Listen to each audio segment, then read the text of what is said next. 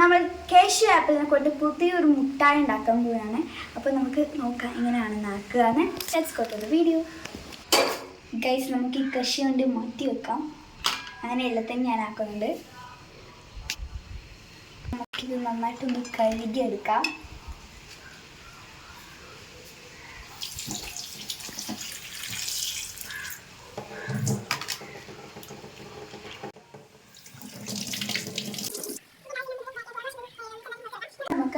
Just സൈഡിലൊന്ന് കീറി കൊടുത്തതിന് ശേഷം ആ കീറി കൊടുക്കാൻ എന്താ വെച്ചാൽ നന്നായിട്ട് പിഴിയുന്ന സമയത്ത് വെള്ളം കുറച്ചും കൂടി വീഴാൻ ഈസി ആവും.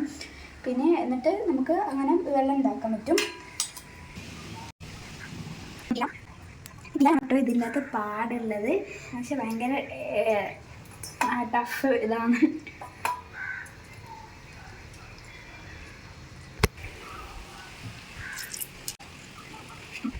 ഗ്യാസിൽ നമുക്ക് ഇതിൻ്റെ അകത്തേക്ക് ഒഴിച്ചു കൊടുക്കാം.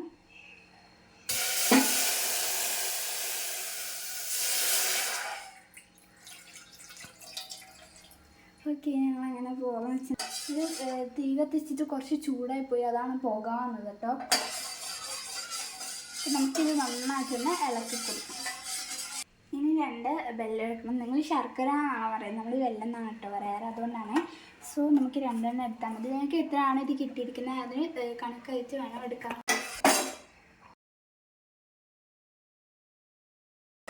ഇനി ഇത് അരിയുന്ന വരെ നമുക്ക് നന്നായിട്ടൊന്ന് ഇളക്കി കൊടുക്കാം.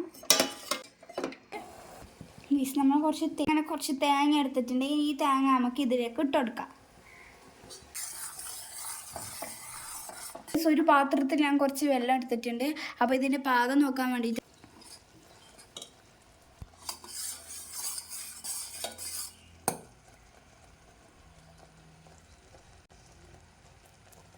ഇപ്പോൾ ഗായ്സ് ആയില്ല, ഇത് ഫുള്ള് സ്പ്രെഡായിട്ടുണ്ടോ, അതുകൊണ്ട് കുറച്ച് സമയം കൂടി നമുക്കൊന്ന് ഇളക്കാം.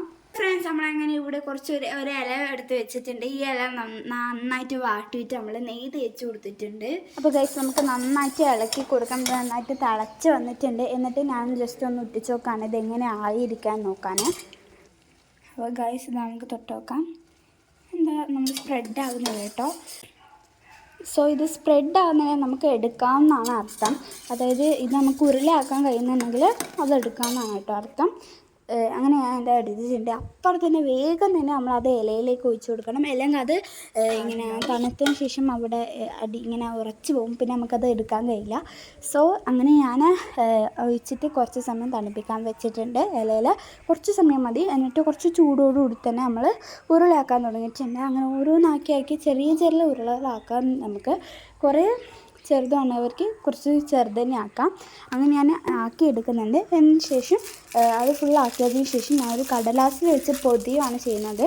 സോ ഇങ്ങനൊരു കടലാസ് എടുത്തിട്ട് 2 ഭാഗത്ത് ഇങ്ങനെ മൂടിയിട്ട് ഇങ്ങനെ പൊതിഞ്ഞെടുക്കുന്നത്. അപ്പോൾ നമ്മൾ ഒരു ചെറിയൊരു മുട്ടായിൻ്റെ ടൈപ്പിന് ഷേപ്പിനായി വന്നിട്ടുണ്ട്. സോ അങ്ങനെ ഇത് റെഡി ആയിട്ടുണ്ട് ഗൈസ്. തിന്ന് നോക്കാം. സോ ഗൈസ്, ഞാൻ അങ്ങനെ തിന്നിട്ടുണ്ട്. അപ്പോൾ തിന്നുമ്പോൾ അപ്പുറം ഇപ്പുറമൊക്കെ പറ്റി പിടിക്കുന്നുണ്ട്. എന്നാൽ നല്ല ടേസ്റ്റ് ഉണ്ട് കേട്ടോ. നമ്മൾ കടയിൽ നിന്ന് മേടിക്കുന്നതിനേക്കാളും നല്ല ടേസ്റ്റ് ഉണ്ട്. സോ ഇത് കുട്ടികൾക്കൊക്കെ തിന്നാൻ ഭയങ്കര ഇഷ്ടമായിരിക്കും. സോ നിങ്ങൾ ജസ്റ്റ് ആരും ട്രൈ ചെയ്തിട്ടില്ലെങ്കിൽ ജസ്റ്റ് ഒന്ന് ട്രൈ ചെയ്ത് നോക്കുക.